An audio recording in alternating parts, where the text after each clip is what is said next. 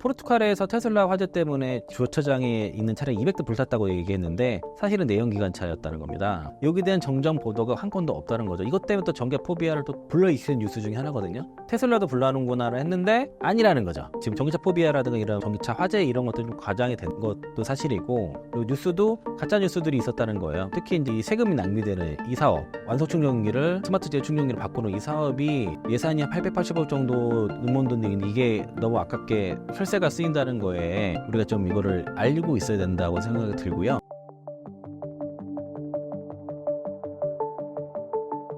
네, 안녕하십니까. IM증권 서울금융센터의 이창한 영업부장입니다. 최근 2차 전지 상황 정리 부탁드립니다. 네, 오늘 촬영 일자 9월 11일이고요. 오늘 이제 2차 전지 섹터에서 오늘 반등폭이 좀 크게 나왔는데, 오늘 미 대선 토론회가 있었습니다. 사실 2차 토론회지만 트럼프 대 해리스 간에는 1차 토론회였는데, 지금 평가가 이제 해리스의 압승이다, 승리라 이런 평가가 나오면서 오늘 이제 중국도 그렇고요. 신재생 관련 종목들, 풍력, 태양광 종목들이 급등세가 나타났고, 그리고 2차 전지 섹터에서도 급등세가 같이 나타났는데, 토론이 끝난 다음에 바이오 섹터에서 이제 차익 매물이 좀 나오기 시작했어요. 그래서 삼성전자는 오늘 계속 외국인들이 1조 넘게 팔았는데, 코스피에서 1조 넘게 팔았는데 5천억 이상이 삼성전자였다는 것이고요. 거기서 반도체에서 빠져나온 자금들, 그리고 이제 바이오에서 차익 매물 일부, 특히 이제 셀트리온이라든가 삼성바이오로직스, 유한양에 오늘 유한양은 장중 6% 올라갔다가 이렇게 꼴에 달린 게 차익 매물이 좀 나왔어요. 바이오 섹터에서 나온 게 이게 2차 전지 섹터랑 신재생 에너지 쪽 일로 이제 넘어가면서 자금의 이동이 나타나면서 상반되는 흐름이 나타났다라고 이제 수급적인 건 그렇고요. 그리고 오늘 이제 2차 전지 섹터의 좀 반등을 좀 키웠던 중 하나가 중국의 탄산리튬 선물 가격이 급등을 했거든요. 그 이유가 뉴스 나온 게 UBS에 따르면 9월 10일에 시애틀 내부 회의에 통해서 장사 공장 리티아 운모 생산 중단을 결정했다라고 밝혔습니다. 이게 이제 루머가 좀 돌았었는데 사실로 밝혀졌고, 향후에 탄산리튬 월 생산량이 8% 감소해서 연내 리튬 가격이 11에서 23% 증가할 것이다라고 지금 전망을 하고 있습니다. 그래서 이제 리튬 오늘 텐치리튬이라든가 필바레 미네랄, 홍주 같은 종목들은 장중에 10%, 15% 그렇게 리튬 종목들, 전 세계 리튬 종목 다 급등 나와서 이런 것도 좀 더 가속화하는 흐름이 있었는데, 2차 전지 섹터에서 오늘 강한 반등이 나오다가 아직은 사실 이거 가지고 미약하죠. 워낙 많이 빠졌기 때문에. 이제 나오다가 장중에 살짝 윗골이 달린 타이밍이 일본 BOJ에서 이제 BOJ 이사 한 분이 인플레이션이 계속 이런 기조를 유지한다 그러면 연내 금리 인상을 또 할 수 있다. 금리 인상에 대한 또 얘기를 하면서 엔화가 갑자기 강세가 나왔었어요. 그래서 장중 달러엔 환율이 141을 깼었습니다. 140까지 왔었고, 제가 이제 우리 방송에서 전에 이제 상승을 막는 두 가지 요인 중에 하나가, 첫 번째가 캐리 트레이드 청산 우려 자극 그런 게 있었고, 두 번째 금투세 이슈였는데, 오늘은 금투세 부분에서 약간 유회적으로 약간 시장에서 이제 반응을 하면서 그거는 좀 넘어갔고, 장중에 엔캐리 트레이드 청산에 대한 우려가 좀 있었습니다. 그러면서 윗골이 좀 달리고 하락 종목 소득 좀 살짝 늘어나곤 했었는데, 이게 다시 이제 140을 깨지 않고 반등이 나오면서 다시 이제 상승폭을 좀 다시 키운 것도 있었고, 그리고 지난번에 이제 145를 깨게 됐을 때는 연준이 금리 인상이 쉽지 않다라고 말씀을 드렸었거든요. 지금 이제 거기에 따라서 NK 트레이드 청산 자금들은 쏟아 나왔어요, 분명히. 그래서 대략 한 75에서 한 80% 정도는 나온 게 아닌가 개인적으로 그렇게 추정을 하고 있고, 그리고 나머지 부분들은 만약 140일 깨게 되면은 한 번 더 출회될 수 있는데, 또 그렇게 출회가 된다고 하더라도 전과 같은 블랙먼데 사태까지는 일어나지 않을 거다. 그러니까 상당히 선반영됐다. 오늘 이제 말씀드릴 주제 중에 하나가 또 선반영.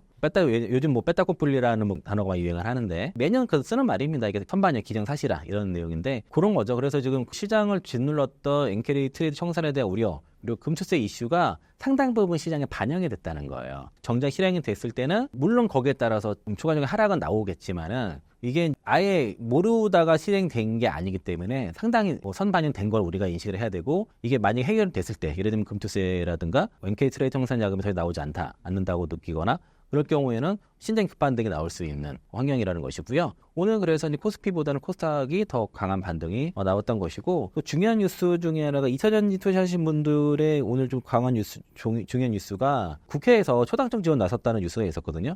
그래서 이제 지금 캐즘이라든가 전기 포비아 이런 현상들 때문에 국내 배터리 업체들이 어려움을 겪었는데, 2차 전지 포럼에 대한 창립총회가 오늘 여의도 국회 의원회관에서 열렸고요. 이게 이제 양당 박상민 국민의힘 의원이랑 신영도 더불어민주당 의원 비롯해서 배터리 산업협회, 그리고 LG 에너지솔루션, 삼성 SDI, SK온, 포스코홀딩스 등의 이제 배터리 주요 업계에 참석해가지고 이런 이제 초당적으로 앞으로 2차전지 산업을 지원하겠다라는 그런 포럼을 가졌습니다. 이제 앞으로 이제 산업에 대해서 여러 가지 지원, 연구 규제도 풀어주고 수급에 대한 안정책도 나타나고 그리고 연구비에 대한 부분도 지원을 할 수 있도록 여러 가지 이제 그런 것들을 이제 해결하려고 지금 왜냐면 중국 같은 경우에 막대한 지원금을 통해서 배터리 산업을 지원하고 있는데 우리는 아직 그런 게 미약하거든요. 그런 초석을 마련한 상황이라고 좀 보시면 좋을 것 같고 그리고 이게 지금 워낙 지금 그 코스닥 같은 경우도 그렇고 코스피도 사실은 아직 삼성전자나 SK하이닉스 올라가야지 반등이 나올 수 있는 거지만은 납폭 과대 구간이에요. 과대 납폭 구간이 있기 때문에 여기서는 크게 더 추가적인 하락에 대해서 너무 겁내실 필요는 없을 것 같다. 그리고 이제 금투세 이슈가 9월 24일에 이제 민주당에서 이제 토론회 하고 나게 되면은 아마 유예 쪽으로 갈 가능성이 높다고 저는 개인적으로 보기 때문에 오늘도 그 얘기를 할 건데 그렇게 되면은 시장이 반등이 더 강하게 나올 수 있을 것이고 그리고 연휴 마지막 날 9월 18일에 그 FOMC가 시작이 돼서 금리 인하가 되겠 것이고요. 오늘도 그 얘기도 잠깐 할 겁니다. 그리고 9월 19일에 BOJ 금리 인하, 그러니까 금리 발표가 있을 건데 아마 동결할 것 같아요. 일단은 그 BOE도 있고 9월 22일에 미국의 선물없이 동시만기일입니다. 그리고 9월 24일 이제 금투세 토론회 이제 민주당에서 진행할 것이고 이번 주 목요일, 오늘은 이제 수요일이죠. 내일이네요. 9월 12일이 우리나라 선물없이 동시만기일이 되겠죠. 네, 이런 것도 이제 연휴 전후에 이벤트가 지나게 되면은 어느 정도 이제 금투세 이슈만 해결돼도 특히 코스닥 중심으로 해서 강한 반등을 우리가 기대해 볼 수 있을 거다라고 볼 수 있겠고요. 그리고 이렇게 급락에 나오게 되면은 주도주가 변합니다. 네, 주도주가 변해요. 그래서 그 주도주의 변화도 오늘 좀 다룰 겁니다. 그래서 저는 지금은 좀 힘드시더라도 지금은 희망을 갖고 버티시고 현금이 있으시면은 밸류에이션 하셔가지고 싼 종목들 이제 상승률이 높은 거에서 종목을 사오시고 만약 없으시면은 지금 뭐 정보해야죠. 다른 돌이 없지 않겠습니까? 전기차 포비아를 부르는 가짜 정보에 대해 설명 부탁드립니다. 첫 번째 주제가 전기차 포비아를 부르는 가짜 정보. 이거를 말씀드리는 게, 그러니까 뭐 그 전기차가 아닌데, 뭐 내연기관차가 화재가 났는데, 뭐 전기차를 화재라 하던가, 충전율과 전기차 화재는 아무런 관계가 없는데, 뭐 충전율 90%를 해야지 안전하다는 그런 허위사실, 그런 근거 없는 주장이 있다든가, 뭐 그런 것들 때문에 사실 좀 이런 것도 걸어줄 필요가 있다고 생각이 들었고요. 요 뉴스가 보면 제목이 그 전문가라 하더니 허위사실로 전기차 포비아 조작, 업계 골몰이.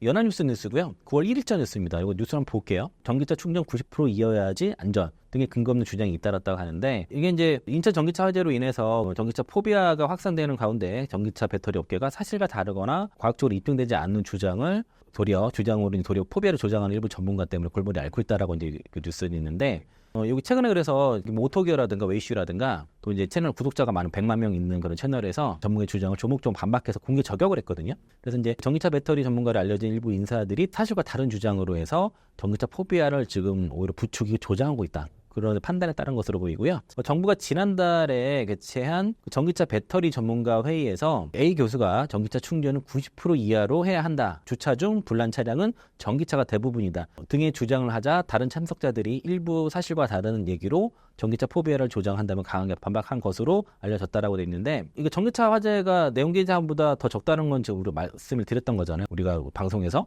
비율이 더 전기차가 더 화재가 많이 난다. 개수도 지금 한 달에 지금 한 400건 정도 내연기관차는 불이 나는 것이고 그리고 지금의 전기차 화재 통계는 거기에 그 플러그인 하이브리드가 포함되어 있다는 것이죠. 그 얘기도 했었고요. 그래서 업계에서는 그 전기차 화재 안전 정책이 그 충전량 제한 등 본질과 관계없는 방향으로 흘러가는 것도 그 일부 인사들의 근거 없는 주장과 입김이 영향을 미친 것을 보고 있다는 겁니다. 이게 이제 배터리 화재의 원인은 배터리 충전량 자체와는 관계없는 셀 자체의 불량 또는 외부 충격이 이게 되면 배터리 그 내부 단락이 일어나겠죠. 그런 게 대부분이고 과충전에 의해서 전기차 화재가 일어나는 사례는 전무하다는 겁니다. 이게 이런 것 같아요. 내연기관차에서 기름 많다, 그러니까 100% 넣은 거랑 90% 넣은 거랑 어느 게 화재율이 더 높을까요?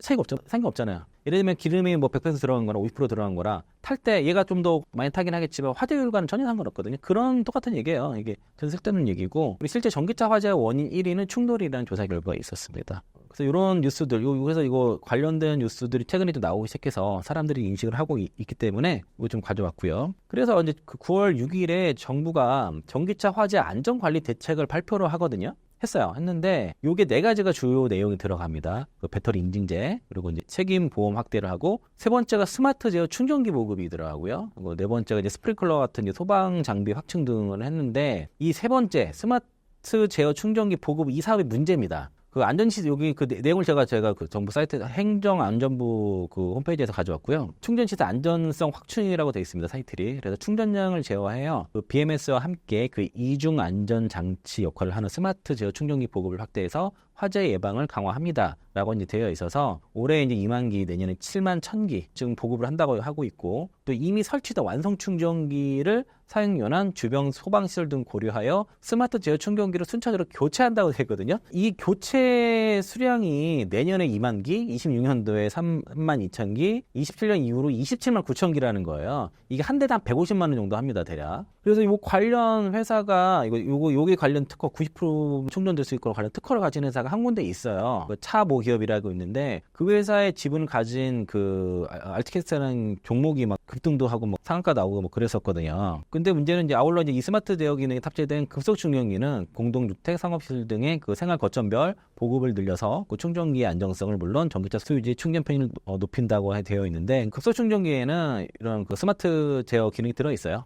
있는데 이 완성 충전기를 지금 불시민한다는 거란 말이에요. 근데 그 문제가 있습니다. 여기가 그 블러터 뉴스에서 조기환 기자님이 이제 전기차 완성 충전기 위험 오해와 진실이라는 기사를 썼고요. 기사를 내용을 읽어볼게요. 과충전이라는 자체는 사실 개념이 없어요. 과충전이라는 건 없습니다. 왜냐하면 전에도 한번 제가 말씀드린 것처럼 3단계로 그 마진을 두거든요. 안전마진을 주기 때문에 과충전 자체가 불가능해요. 100% 충전이 안 돼요. 안 되는데 그게 잘못 알려준 거고, 최근에 전기차 완성 충전기가 급속 충전기보다 위험하다는 인식이 팽배해졌다. 이미 스마트폰 모바일 앱으로 완속 충전기의 유효 전류량 또는 배터리 충전량을 제어할 수가 있고요. 그리고 일부 학계 인사가 이 같은 사실을 잊은 채 잘못된 정보를 미디어에 통해 확산시키고 있다는 거고, PLC라고 해서 이게 그 파워라인 커뮤니케이션이라고 해서 이 기능이 완속 충전기에 장착되어야 한다는 주장을 하지만 이거는 설득력이 없다는 거고, 전기차 완속 충전기는 사용자가 다양한 충전 조건을 이미 설정할 수가 있습니다. 스마트폰을 통해서 앱을 통해서 할 수가 있고, 또 문제가 현대차, 기아, 메르세데스 벤츠 이런 완성차 기업들이 그 유효 전류량을 조절할 수는 없지만 모바일 앱으로 충전량 자체를 제어를 할 수 있고, 충전 앱에서 충전 딱 중지를 하면 충전기에서 단 1kWh도 전류가 나오지 않고요. 그리고 차량 제로 신호에 따라서 충전할 수 있는 기술이 이미 다 상당히 보편화됐어요. 저 PCI 기능이 있는 충전기는 사실 지금 되게 예산 낭비라고 볼 수 있겠고, 모대학 교수가 끊임없이 주장하는 과충전이라는 개념은 존재하지 않는다고 확인됐다라고 조장 기자님이 기사를 썼고요. 같은 기사 이어집니다. 그래서 이제 전기차 완속 충전 사업자들은 그 PCL 모뎀이 설치된 전기차 충전에 보급에 부담을 느낀다는 것이고, 그만큼 단가가 비싸기 때문에 매출에 도움이 안 된다는 거고요. 이게 보종을 줘도 너무 비싸다는 거예요. 그리고 특히 이제 전기차 완속 충전기들도 차량 제어 충전에 따라 작동이 되지만 그 정부의 이를 믿지 않고 무리한 정책을 폈다는 우려가 나온다라고 그랬고요. 또 이제 또 완성차 제조사가 그 충전기 회사의 자체 BMS 정보 제공에 동의해야 그 PCM 모델에서 충전기가 제대로 작동하지만은 이걸 업계에서 허락하지 않습니다. 현대기아차에서 허락하지 않아요. 이게 뭐랑 같냐면 노트북이 있네요. 노트북이 있는데 배터리가 있잖아요. 충전기 있잖아요. 그럼 이 충전기에서 이 배터리의 충전량을 제어해야 된다는 얘기야. 이거 왜 필요할까요? 도대체? 노트북에서 하면 되는 거잖아요. 그래서 충전량을 제어하는 주체는 충전기가 아니라 전기차여야 되는 거예요. 이 같은 얘기라고 보시면 됩니다. 저는 아니 그 외부 그게 더 위험해요. 충전기에서, 그리고 그걸 허락하지도 않고, 이게 허락하는 정보를 주는 차량이 그 KGM밖에 없어요, 국내에서는.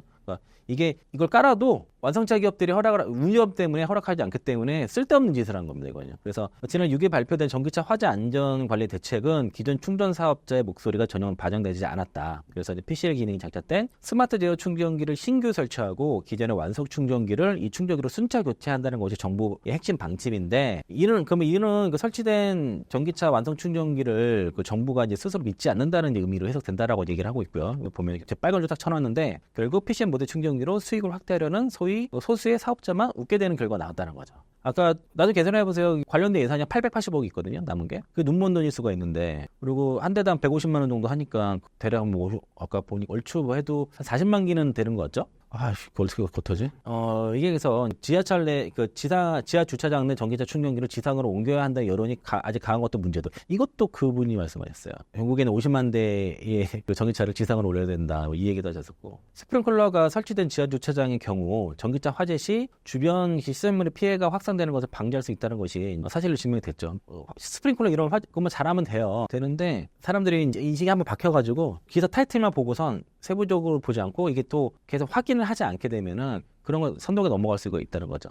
그래서 이제 이게 지금의 그 특히 세 번째 그런 스마트 충전기 사업 들어가는 예산은 굉장히 혈세만 낭비하라 과학적 근거가 없이 혈세만 낭비하는 그런 상황이다.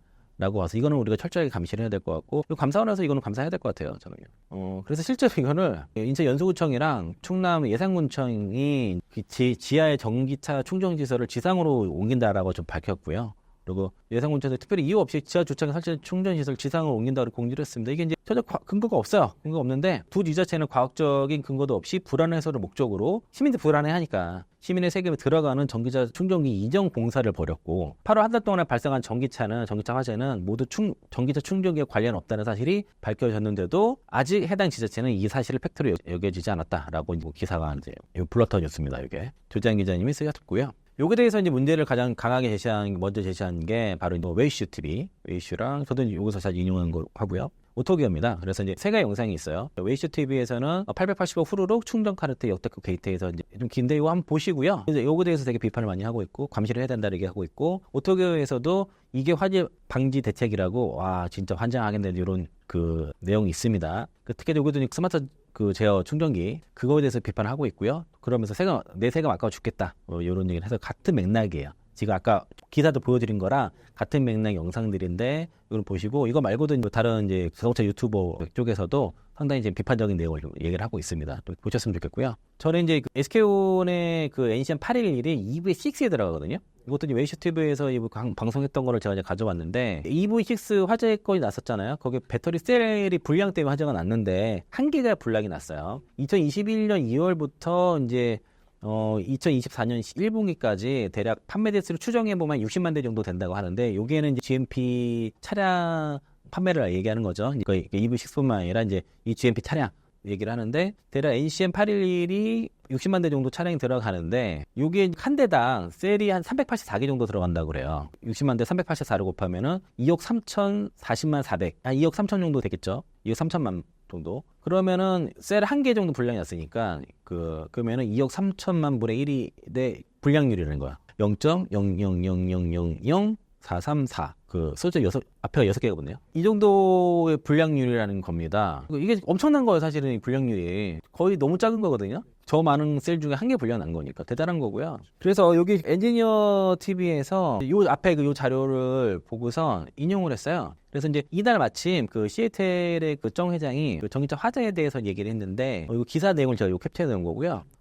중국 시장의 전기차 전지 안전 실패율이 100만 분의 1이라고 하지만 실제로는 만 분의 1, 심지어는 1000분의 1이라고 얘기를 했습니다. 그래서 이제 베라 이제 정 회장이 CCTV 보도를 인용해서 2023년도 중국의 신에너지 자동차 화재 발생률은 1만 대당 0.96건이라고 말을 했습니다. 이걸 가져온 거예요. 그러면은 중국 배터리 불량률은 1만 대당 0.96대. 라고 일단 볼 수 있겠죠. 근데 보통 고장률은 100만 단위로 얘기를 하거든요. 한 대당 100개 정도의 셀이 들어간다고 보면은 전기차 배터리 고장률은 100만 분의 1이 1ppm이에요. 실제로는 만분의 1이라든가 1000분의 1이 될 수도 있다고 하는데 일단 100만 분의 1을 1ppm이라고 일단 보면은 SK온을 비교를 하게 되면 60만 대잖아요. 60만 대고 이게 이제 2억 3천만 분의 1이라고 치게 되면은 ppm을 1000분의 1을 나누게 되면은 ppm이에요. 10억 분의 1이 되는 거고 이거를 추정하니까 대략 한 15ppm 정도 나온다는 것이고요. 아까 1ppm이었잖아요. 1만 대당 0.96을 그냥 한 대를 보면은 100만 분의 1로 환산하게 되면 1ppm인데 1ppm은 1000ppb니까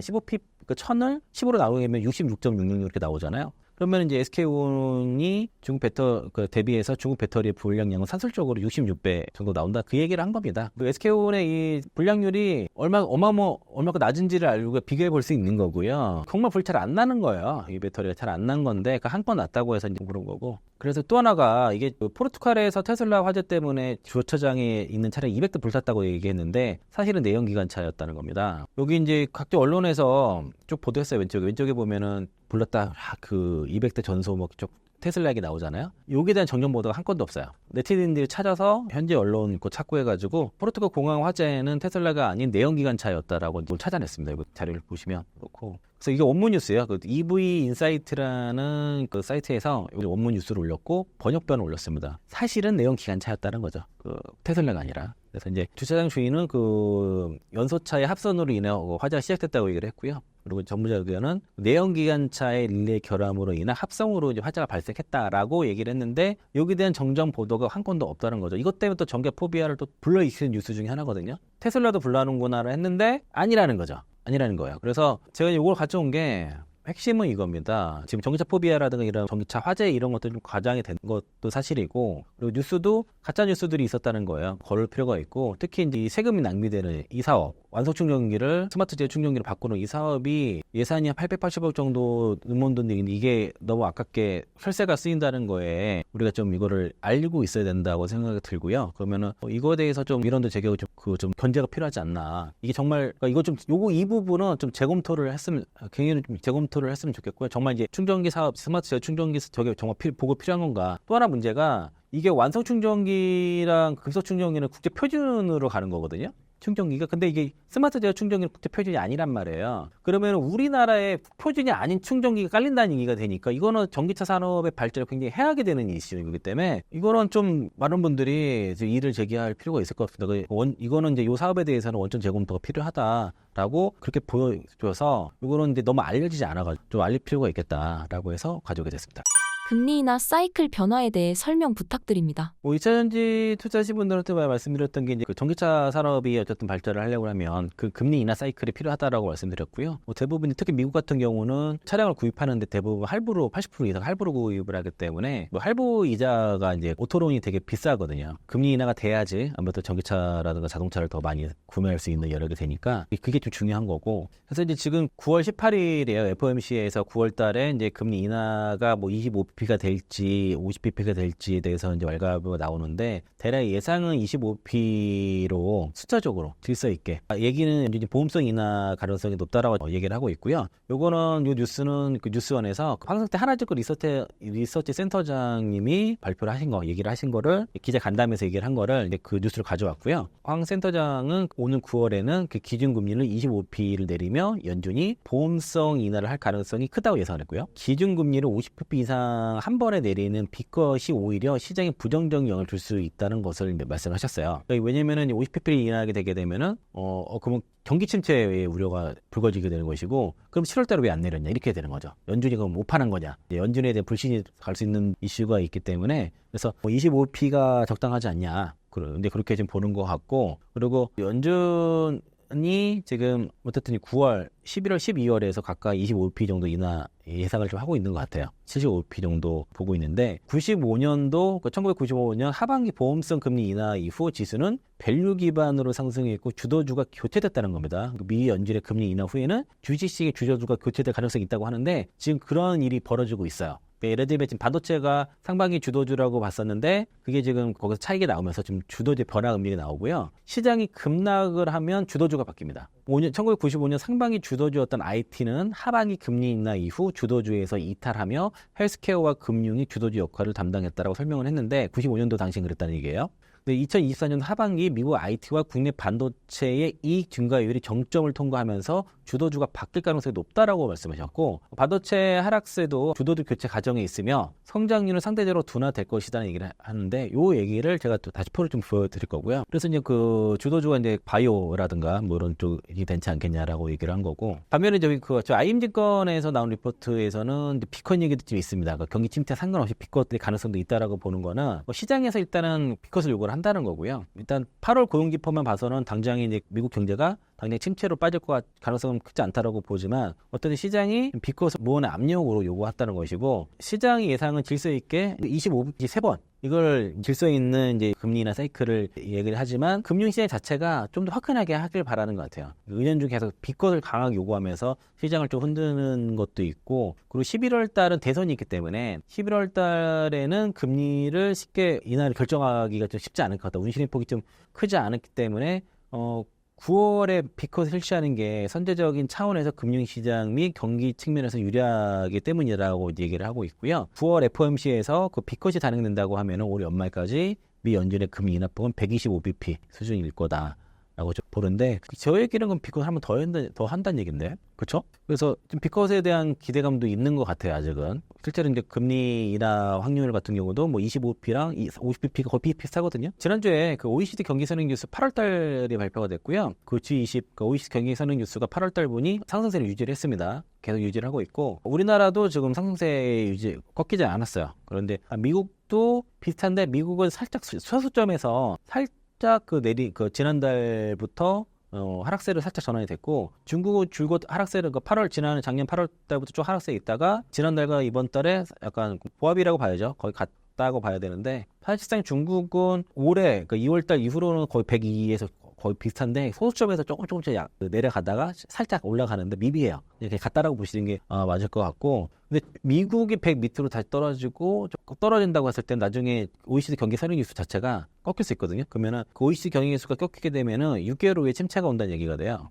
그래서 이제 그것도 계속 매달 나오는 수치를 계속 모니터를 해야 되겠고 이거는 한국은행 사이트에 있습니다. 그래서 항상 그거 챙겨보시면 좋을 것 같고요. 요것도 기술주 랠리의 종훈이라는 요 리포트도 저 IM증권 자료고요. 그러니까 8월달에 엔비디아 호실적에도 불구하고 증시가 안 좋았다는 거였고 실적 보기 나쁘지 않고 있는데 성장 궤도의 변화, 그러니까 분기별로 막 20% 성장 나왔던 게 한 자릿수를 가는데 이거에 대해서 시장이 받아들이지 못했다는 것이고 매출 총이익도 80% 육박을 했었는데 이게 유지되기 어렵다는 거죠. 그래서 이제 엔비디아, 델, 브로드컴 등에서 AI 반도체 관련 기업들이 실적 발표할 때 주가가 빠지는 그런 상태가 나타났고 엔비디아 주요 고객은 주로 AI 서버를 만드는 하드웨어 업체들인데 이 하드웨어 업체 고객은 소프트웨어거든요. 마이크로소프트 같은 이런 데니까 그래서 그런 회사들이 투자가 계속 지속될 수 있는지 여부가 기술주의 주가를 결정하는 가장 중요한 요인이 앞으로 될 것이다라고 얘기를 하고 있고 사실 그 AI 수요의 진짜 수요처는 바로 이들이다라고 볼 수 있겠고요. 그게 마이크로소프트가 대표적이에요.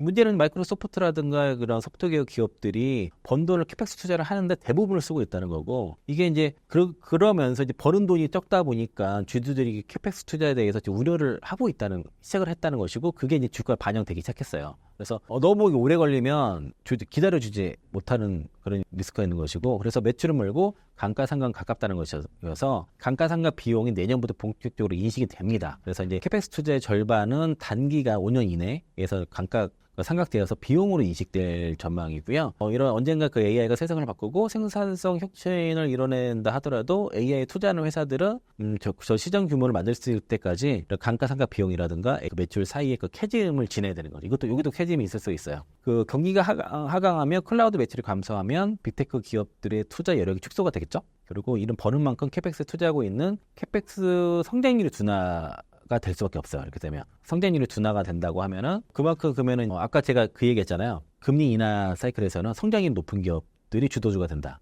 근데 지금 반도체는 어떤 상황이냐면은 성장률의 둔화가 나타나는 거예요. 내년부터는 올해 워낙 좋았기 때문에 엔비디아 같은 경우는 EPS 성장률과 매출 총 이익률을 보면은 EPS는 꾸준히 올라가더라도 이런 성장률이 낮아질 수밖에 없다는 거고요. 그리고 그 AI 관련 기업들의 지금 그 빅테크 기업들이 그 피카웃의 논란이 지금 일단 생겼다는 거기 때문에 여기에 대한 수요 우려가 있다는 것이고요. 좋은데 피카웃이 있다는 거예요.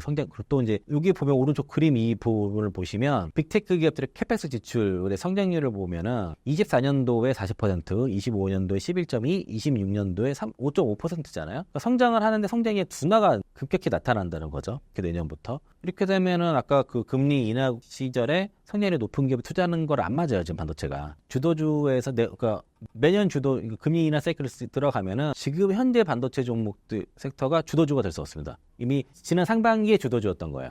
그래서 이제 이쪽으로 베팅하는 거는 조금 맞지 않을 것 같다라고 보고요. 그 금리 인하 사이클 시작되면 투자 전략은 그러니까 올해 하반기부터 26년, 27년까지 이어질 수 있겠지만 26년까지는 금리 인하 사이클, 특히 미국에서의 금리 인하 사이클이 진행이 되면은 나머지 우리나라도 따라서 하겠죠. 그렇게 되면은 일단 미국 달러가 약세가 됩니다. 약세 추세가 들어갔고 이미 지금 벌써 환율이 떨어지고 있습니다. 원화 강세가 나타나고 있고 이럴 경우에는 미국 주식 등의 달러 자산을 축소를 해야 돼요. 지금 해외 주식 투자 실행을 좀 줄여야 된다고요. 거기서 수익이 나더라도 환차손으로 까먹기 때문에 그래서 지금 최근에 야당에서 모 의원이 그 IS 계좌를 통해서 해외 주식에 대해서 비과세 해외 직접 투자할 수 있도록 해주겠다 했잖아요. 그게 되게 논란이 됐어요. 그것 때문에 금수익 강행되는 거 아니냐 하면서 막 빠졌던 건데 지금 미국 주식을 자꾸 가도록 하면 안 된다니까요. 달러 약세가 진행되기 때문에 비중을 줄여야 돼요.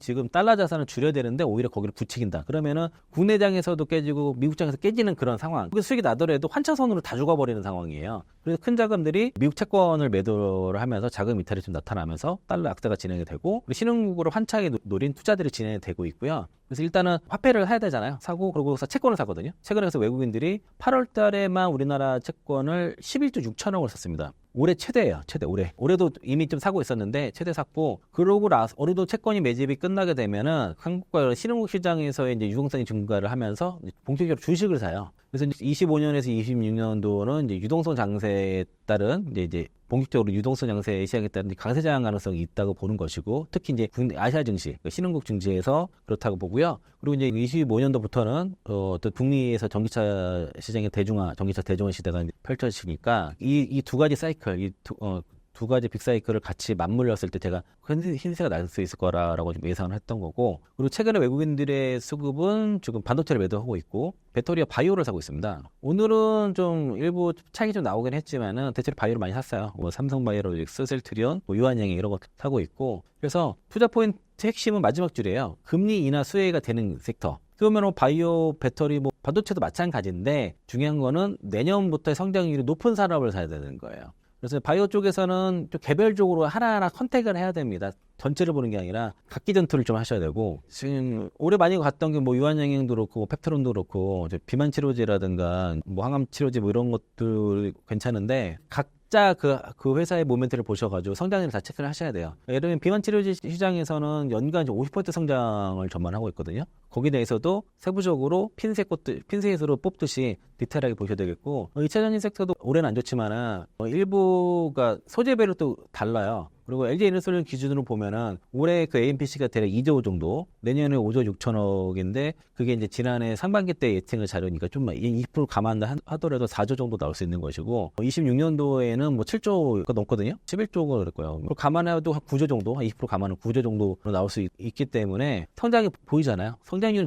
엔솔이 제일 높을 거란 말이에요. 그래서 성장이 높은 2차 전지랑 바이오 쪽으로 포트를 구축을 하시면 좋을 것 같다라고 좀 말씀을 드리고요. 최근에 이제 2차 전지 쪽에서의 어떤 바닥을 잡았던 시도가 나왔던 게 그 모건 스탠리 자료였습니다. 그래서 이후에 그 탄소 배출 목표량이 하향이 돼서 25년도 전기차 판매가 41% 최대 증가할 것이라 전망 리포트 나오면서 그날 저점 잡았다가 금투세 이슈라든가 이런 것도 불거지면 한 번 더 빠졌다고 오늘 다시 반등 나온 거고요. 이게 그 이후에 그 25년도 이산화탄소 배출 목표는 킬로그램당 118g에서 93.6g으로 하향 조정될 예정이고 이는 이제 전기차 판매량을 내년도 최대 40% 증가할 것으로 예상된다라는 내용이어서 그러면서 팀투일이 이제 올해 15%에서 내년에 20% 증가할 거다라고 예측을 했고요. 그럼 유럽의 그 전기차 배터리 가동률이 이제 올해 68에서 내년에 80%로 증가할 것이라고 얘기를 하기 때문에 이렇게 되면 이제 국내 배터리 업체들의 수익성과 마진이 회복에 도움이 될 것이고 지금 LG 에너지 솔루션이 유럽 공장 가동률이 50% 밑으로 떨어졌어요. 40%대까지 떨어져서 그게 실적이 안 좋게 된 가장 결정적인 이유였는데 그런 실적에 대한 우려 부분이 해소될 수 있는 그런 리포트라고 보시면 되겠고 엔솔이 이제 내년도에 유럽 쪽에 그 캐파가 이제 160기가와트시, SK온이 199기가와트시로 올해 대비해서 크게 확장될 것이고 반면에 그 시애틀의 헝가리 공장은 기존에 초기에 계획했던 100기가와트시에서 70기가와트시로 축소될 가능성이 있다. 이런 건 이제 아무래도 이제 EU에서 중국 전기차에서 관세라든가 EU 배터리 여권법이 또 발의가 될 거고 CRA법 이런 것들이 발효가 되거든요. 그런 것들이 아마 영향을 줄 가능성이 있다라고 보는 겁니다. 또 이 편은 그 모건 스탠리에서 그러니까 그 선호되는 종목들을 본 거고 얘가 지금 잠깐 잘못됐는데 여기 보면 그러니까 스트리트 뷰가 있고 보면 불 케이스가 있고 베어 케이스가 있어요. 근데 이렇게 하면은 불 케이스를 갔을 경우에는 예를 들면은 그 에코프로 비행 같은 경우에는 지금 기준에서는 이때 당시에는 좀 그 언더웨이트 정도로 봐서 오히려 지금 매도였죠. 그 목표가보다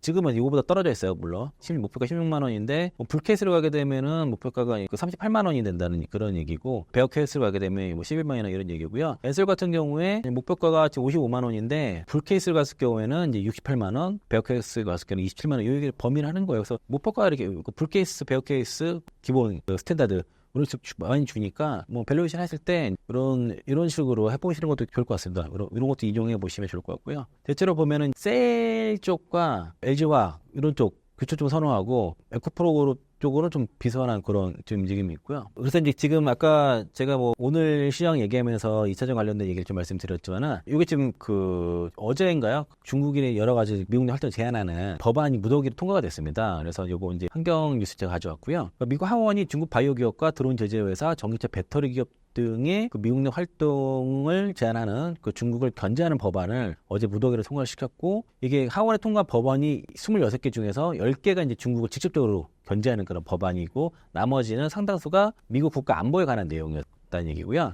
그래서 중국과 관련된 법안 10개를 제가 가져왔습니다. 그래서 중국 통화 책임법, 대만 분쟁 억제법, 그 외국 적대 세력 통신 투명성법 중에가 쭉 있는데, 마지막에 보시면 외국 적대 세력 배터리 의존도 감소법이라고 있어요. 그래서 28년부터는 국토안전부에서 특정 외산 배터리를 사용 금지를 시켰거든요. 이 법이 있는데, 아쉬운 거는 28년도부터라는 거죠. 정확히 27년 10월부터 발의가 됩니다. 정확하게는. 그래서 여기 보면 그 전기차 충전 시설도 보안 대상이라고 해서 중국산 배터리 이용을 제한을 시킨 겁니다. 그래서 배터리 의존도 감소법이 통과를 했고요. 27년 10월부터 국토안전부가 승인하거나 자금을 제공할 경우 이는 중국산 배터리 구입에 쓸 수 없다는 내용은 담겨져 있고, 구체적으로 딱 명시했습니다. CATL, BRD, MB전원에너지, EV에너지, 고션 하이테크 많이 들어보셨죠? 하이툼 에너지 스토리지에서 6개 기업을 지목을 했고요. 이 기업들을 앞으로 쓰면 안 된다는 거고, CATL 기업 같은 경우에 전기차에 악성 코드를 설치해서 민감한 정보를 수집하거나 충전 네트워크를 차단했을 때 우려를 그 하원 국토안보위원회 위원장이 얘기를 해서 이런 이유 때문에 보안시설로 충전기를 보안시설로 이제 보고서 중국 배터리를 쓸 수 없도록 그런 법안이 통과됐다라고 볼 수 있겠고, 그 전에도 이런 내용이 나왔었어요. 미국에서 중국산 대표 퇴출 하는 이유가 나왔고, 만약에 이제 퇴출이 된다고 하면은 사실상 이제 국내 기업들이 중국 배터리를 대체하면서 어떤 전체 배터리 시장 판도가 바뀔 수 있는 이슈거든요. 이게 이제 단순히 미국뿐만 아니라 보면은 미국에서 전기차 배터리, 태양광, 핵심광물 등 주요 분야에 대한 301조 관세를 최대 100%까지 인상을 했었고요. 그리고 캐나다도 이제 중국산 배터리 관세 100% 관세를 했고, 중국산 철강 및 알루미늄 수입을 25% 추가 관세, 그러니까 내년 올해 10월 달부터 발효를 할 예정이고, 또 추가로 중국산 주요 광물과 배터리 및 그 관련 부품, 태양광 제품, 반도체를 대상으로도 관세 인상 예고를 했습니다. EU 같은 경우도 중국 전기차에 추가 상계 관세 부과를 했죠. 최대 이제 46.3%인데 기존 10%에서 이제 36.53% 올리는데, 오늘 나온 뉴스는 1% 정도 다시 또 할인할 것 같고요. 멕시코라든가 브라질, 콜롬비아, 칠레 등이 이제 중국산 철강 제품에 대해서 대폭 관세를 인상을 할 예정이고, 인도네시아가 니트, 직물, 카페, 도자기 등에 대해서 추가 관세를 40에서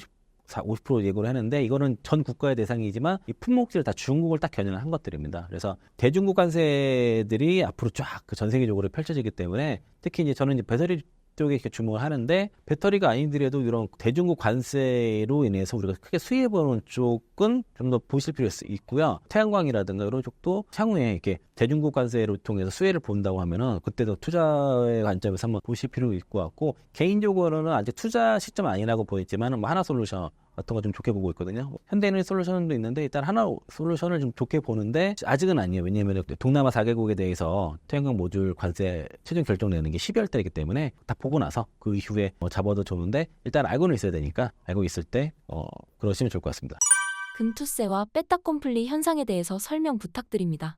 사실 앞서 미리 말씀 좀 드렸고요. 여기 그 앙드레 코스탈로니의 그 빼따꼼플리라는 이 현상이 사실 매년 있어요. 이게 최근에 금수세가 그렇게 지금 반영이 되고 있고, 그 엔캐리 트레이드 청산의 것도 지금 선반영이 되고 있는 거라고 보시면 되겠고요. 그 우려 같은 거. 특히 이제 그 빼따꼼플리라는 말이 기정사실화라는 의미로 해서 그 주가의 모든 재료가 선반영돼서 호재 혹은 악재의 가격에 반대로 움직이는 현상인 거죠. 그래서 이제 반도체 종목들이 올해 실적이 안 좋고 감사한 사이클이 시작할 때 주가가 바닥치고 올라오기 시작하고, 실적이 피크를 찍고 가장 좋을 때 그때 주가의 고점이 나오는 것도 그런 현상이라고 보시면 되겠고, 또 호재가 있는데 뉴스가 딱 되면 세론이 나오잖아요. 그런 것도 이제 이런 현상이라 빼따꼼플리 현상이라 보시면 되겠습니다. 그래서 이 그 금투세도 이런 현상, 그 빼따꼼플리 현상이 금투세에서 나타나고 있는 것이고, 그래서 금투세가 시행 강행이 될 거라는 우려로 인해서 그게 시장에 반영돼서 특히 코스닥 시장이 되게 완전히 박살이 났거든요. 전 세계 증시가 막 강세장 가고 신고가 가는데 우리만 지금 연간으로도 하락이고 소외가 됐단 말이죠.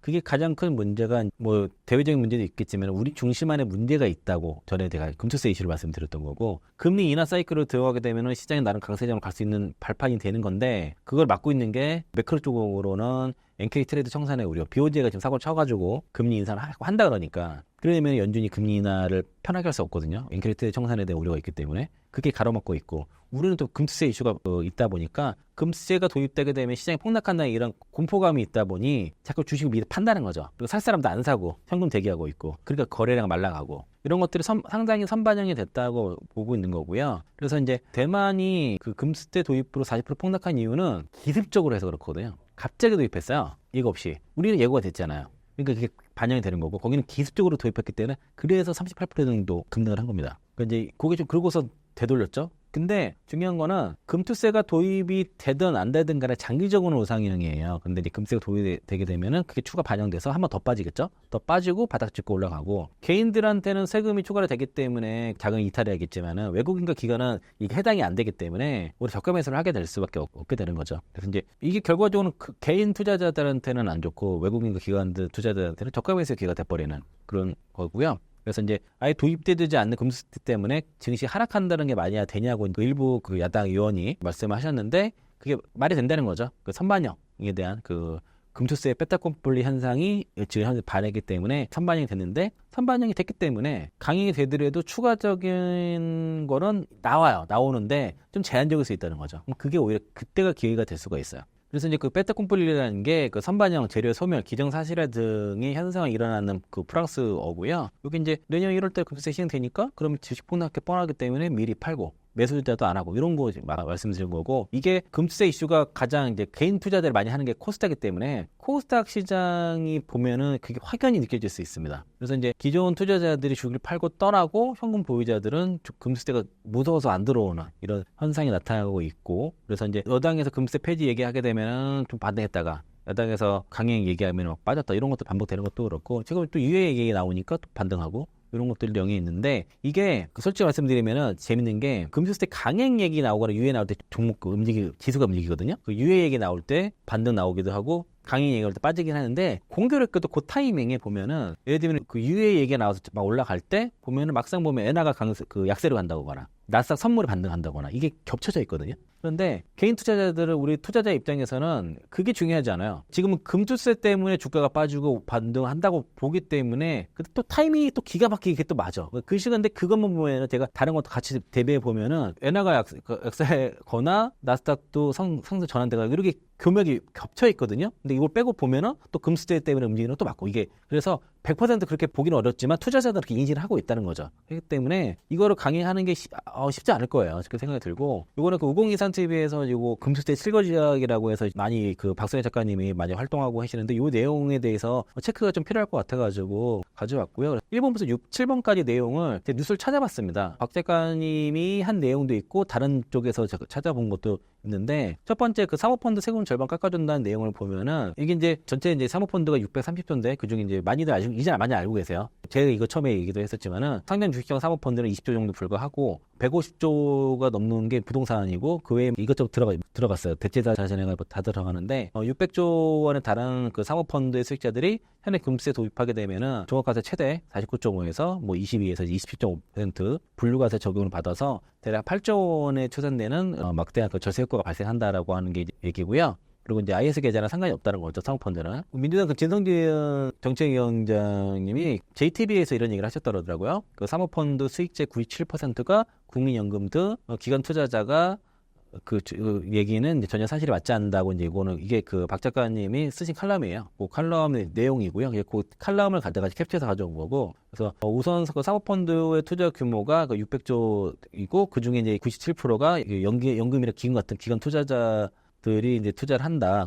그리고 이제 그런데 이런 기관 투자들은 아예 금투세 같은 건 대상이 아니고 법인세로 다 세금을 내도록 되어 있다라고 하고 그 금투세는 해당 사항이 없어요라고 이제 윤석열 의원님 말씀하셨고요. 요거에 대해서 반발하신 거예요. 22년 말 기준으로 해서 사모펀드 투자자 중 금융기관이 차지하는 비중은 74.3%, 97%란 말은 틀리다는 얘기를 지적을 한 거고 74%가 모두 다 이제 연금이라든가 기금 같은 기관 투자자가 아니고 그 중에서도 재간접 펀드라고 해서 사모펀드에 투자한 사모펀드 라든가 또 그런 큰 부자들이 가족회사 형태로 투자하는 무슨 파트너스, 무슨 에셋 등이라는 자산운용사랑 벤처 투자사가 대다수라는 얘기를 하고 있는 겁니다. 그래서 이제 97% 연금이라든가 국민연금이라든가 연금기금이라는 말은 맞지 않다라고 했고, 그러한 이제 투자자들이 금투세 도입 시 세금이 절반으로 깎여진다라고 얘기를 하는 거고요. 그래서 이제 그 세금 체계를 보면은 기존에 이제 그 사모펀드에서 금투세 시행 전에는 그 배당금이라든가 그 매매 차익 에 대해서는 다 금융소득 종합과세가 이루어지는데, 금투세로 가게 되면은 이 매매 차익에 대해서는 금투세로 양도소득으로 봐가지고 금융투자 소득세가 적용돼서 22%에서 27.5% 불가세가 돼버린다는 거고요. 그러니까 종합소득과세가 되게 되면은 10억 이상 초과는 45%거든요. 그럼 지방세 10%까지 하게 되면 49.5잖아요. 근데 이제 일로 가게 되면은 금투세로 가게 되면 27.5%, 3억 원 초과분에 대해서는 3억 이하에는 22%, 그러니까 22에서 27.5% 받으니까 사실상 거의 절반 이상 감세가 되는 거잖아요. 여기에 대해서 얘기를 하는데 그 규모가 너무 크다는 거죠. 600조에 달하는 거니까. 그로 인해서 세금이 감세되는 게 8조 원에 달한다고 하는 거라서 지금 문제를 삼는 거고, 이 내용들을 보면은 사실은 펀드 안에 자산이 어떤 게 들어있냐에 따라 세금이 다 달라요. 국내 주식은 사실 지금 비과세, 그리고 이제 예금이나 채권 이런 것도 다 이자 소득으로 보고 주식 배당 소득으로 보는데, 펀드에는 배당금은 현재로 가요. 현재로 가고 다 배당으로 해서 그 2천만 원 이상은 2천만 원 초과에 대한 수익은 종합과세로 가거든요. 49.5%가 되고, 주식은 이제 기본적으로 비과세인데 대주주면 양도소득세가 있는 거고, 그리고 채권 매매채액은 비과세입니다. 근데 이것도 이제 앞으로 물게 되고요. 파생 상품도 양도소득세를 내고, 파생 결합증권도 그 배당 양도소득세를 내는데, 이게 펀드로 돼 있잖아요. 펀드 있고. 그런데 그러니까 일단은 어쨌든 분배금은 배당으로 가는데 양도 환매를 저렇게 지금 금수세를 적용하겠다는 거예요. 그전에는 다 49.5인데 1그룹, 2그룹 나눠가지고 1그룹이 국내 주식이라든가 이제 KOTC 중소기업들 이런 것들, ETF라든가 공모 국내 주식장 펀드 같은 게 다 1그룹이고, 2그룹이 해외 주식이라든가 채권, 비상장 주식, 파상 다 2그룹이거든요. 1그룹은 5천만 원 공제하고 2그룹은 250만 원 공제해가지고 22에서 27.5% 한다는 건데, 이게 이렇게 돼버리면은 그 사모펀드에서 들어갔던 대규모 그런 펀드들은 세금이 절반으로 깎이는 게 맞아요, 사실. 요게 대해서 지금 투자자들이 상당히 지금 반감을 갖고 있는 거니까. 왜 그러냐면, 요런 이제 요게 이 사진 많이 돌거든요.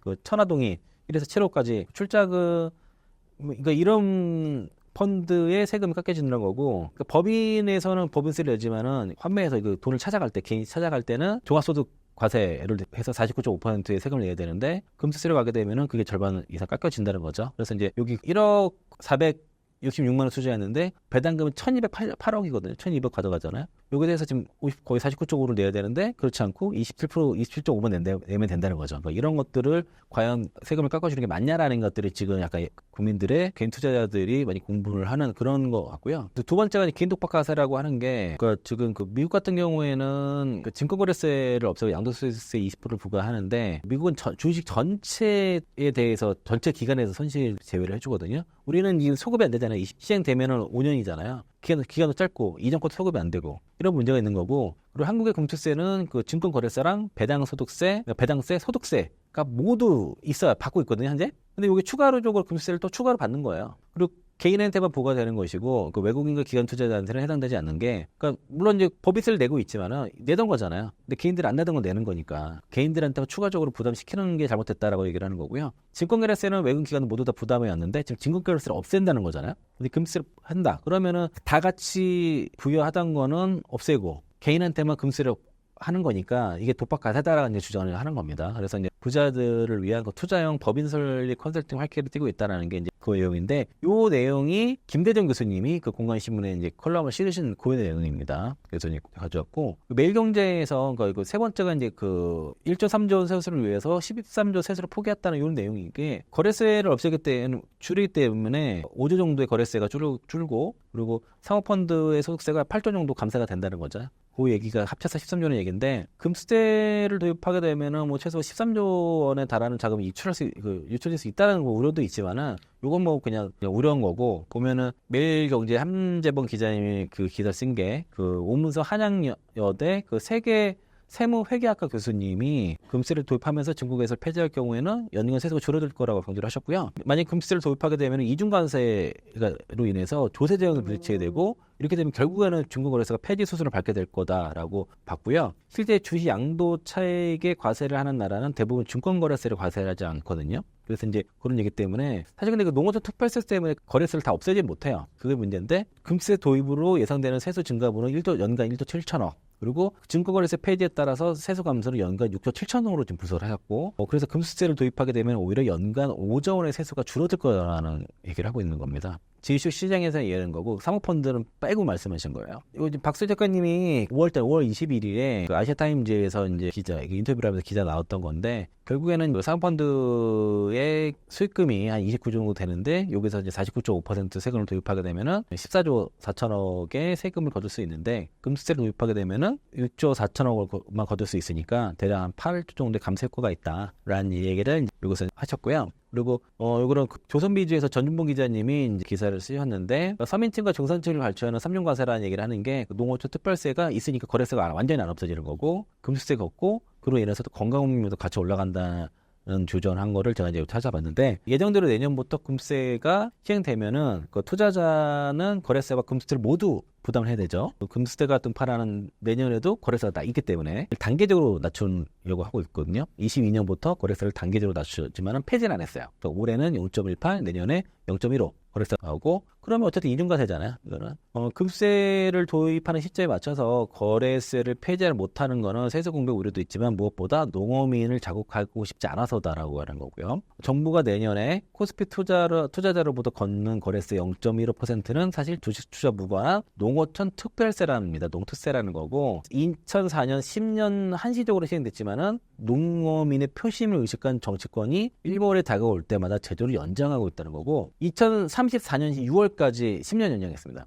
그러니까 그러면 담보대기 폐배 못하잖아요. 그러면은 금수세가 도입돼도 이걸 계속 농어민 특별세를 통한 증권거래세 계속 있는 거예요. 그러니까 개인 투자자 입장에서는 금수세가 추가되는데 거래세는 그대로 유지됐다는 게 이거 너무 불합리하잖아요. 게다가 또 내 그 주식과 상관없는 담보인식에 전혀 무관한 농어민 특별 지원 그 사목이기 때문에 좀 더 억울하다라고 보는 거고 그리고 근데 또 하나가 지금 아까 제가 처음에 말씀드린 것처럼 그 BOJ 금리 인상을 통해서 엔캐리 트레이드 청산에 우려가 불거지고 또 이제 대선 얘기 있고 중동 전쟁 이런 것들 미국 경기 침체 이런 것들 때문에 사실 대외적으로 국내 증시의 그 변동성을 키울 수 있는 요소들이 많은데 이걸 만약에 금수세를 도입하게 됐을 때 내년도에 만약에 시장에 빠져들게 되면은 대외적인 이슈가 다 있음에도 불구하고 금수세 때문이다 이렇게 얘기가 될 수 있어서 책임 소재를 모든 게 다 그게 덤탱이 쓸 수가 있어요. 금수세로.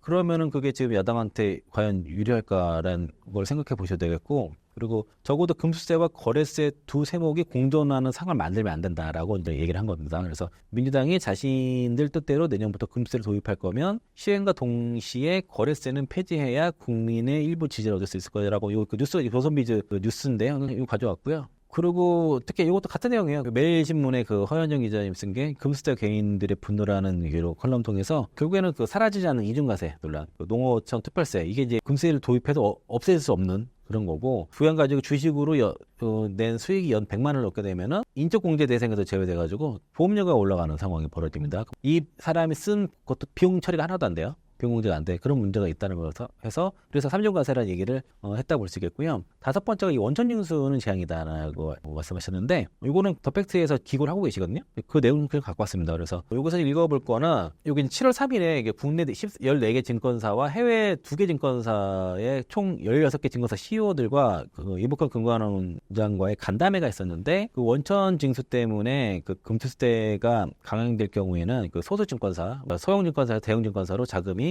이동하게 되기 때문에 그렇기 때문에 중소형 증권사들은 파산이라든가 뭐 금융시장에서 좀 문제가 있을 수밖에 없다고 보는 거죠. 그래서 이제 뭐 하루빨리 폐지든 유예든 결론을 내야 된다라고 촉구를 했다고 그러고요. 원천 증세를 하니까 이게 뭐냐면은 이렇게 되면은 복리 효과가 없어져요. 이걸 이해하게 되면은 더더 문제고 그래서 연말에 그 신고를 하는 것 쪽으로 바꾸겠다고 뭐 하는데 문제는 신입 국세청장이 청문회에서 얘기해서 그렇게 금수세를 확정시키고 하게 되면은 납세자들의 협력 비용도 크죠. 우리가 세무사 써야 되니까. 하지만 그거를 국세청을 다 2천만 명을 다 처리하려면은 불가능하다는 거예요, 물리적으로. 그래서 이제 금수세를 원천 징수를 하게 되면은 2천만 개인 투자자들의 복리 투자 효과를 상실에 따른 피해도 예상이 된다. 금세 폐지만이 대안이라고 이렇게 얘기를 했는데요. 이거는 강만석 국세청장 이때는 후보자였는데 굉장히 얘기를 한 거고요. 그리고 연말 정산의 재앙적이라는 거죠. 부양가족에 박탈할 수 있다는 거라서. 그래서 이제 연말 정산이라는 게 인적공제, 기본 공제 안에 인적공제가 있는데 배우자라든가 부양가족이 있는 수만큼 공제를 해주는 건데, 이게 어쨌든 소득 연간 100만 원 넘어가면 안 되거든요.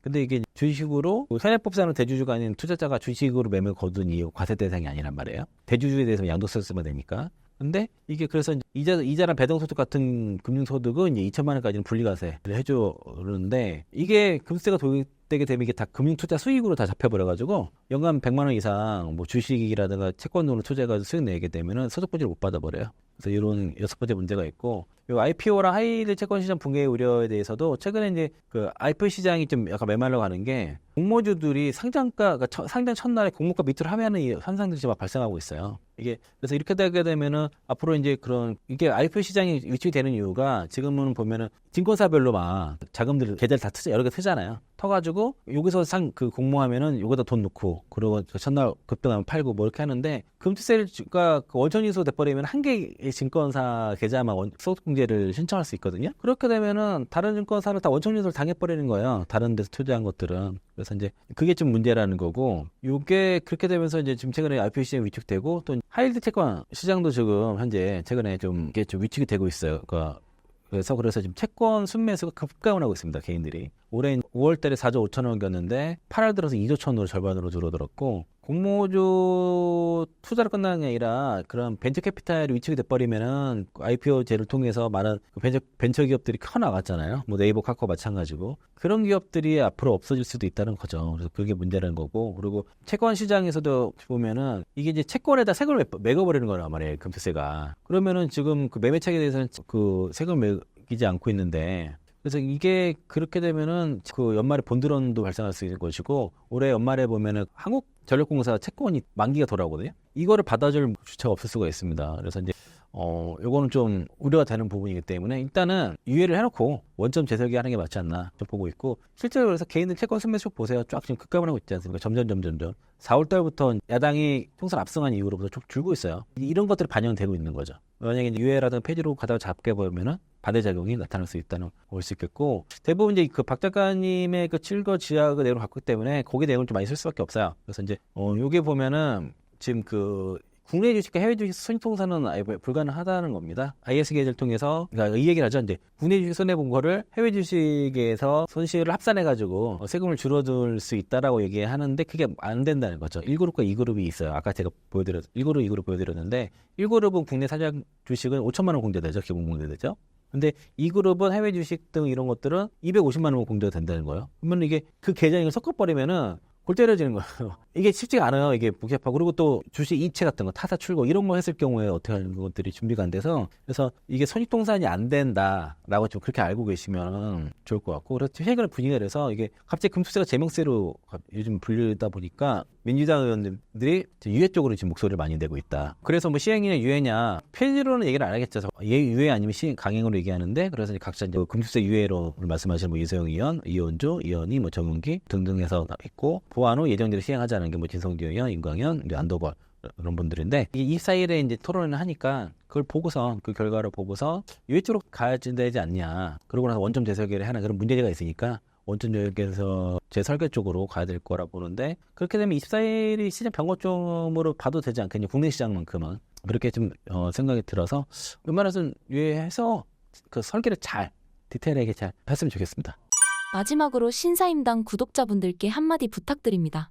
장이 좀 어려워서 저도 어려워요. 특히 이제 9월 시작되자마자 막 장이 좀 급락을 하다 보니까 8월쯤 반등된 것들이 고스란히 이제 반납해서 그런 상황인데, 제가 이제 그 얘기를 했었습니다. 고객분들한테 이제 판도라의 상자 얘기를 말씀드리면서, 판도라의 상자 안에는 온갖 인간들의 불행이 될 만한 것들이 다 들어있었지 않습니까? 뭐 고통이라든가 뭐 질병이라든가 온갖 안 좋은 게 다 들어있는데, 마지막에 들어있던 게 희망인데, 희망을 잃지 마셔라. 주식시장 자체는 이런 걸 다 겪고 나서는 더 많이 올라가는 장기 우상향 시장이기 때문에 지금을 잘 견디고, 이 금리 앞으로 올 금리 사이클에 대비해서 포트를 잘 구축하시고, 이제 예를 들면 2차전 투자하신 분들이 제 걸 많이 보시니까 많이 물려있으시면 지금은 어쨌든 잘 계속 버텨야 돼요. 시장이 정책 해짐을 극복하고 가는 그 시점까지는 가봐야 되지 않겠냐. 특히 북미 시장을 보면서 잘 버텨 나가시면 좋을 것 같습니다.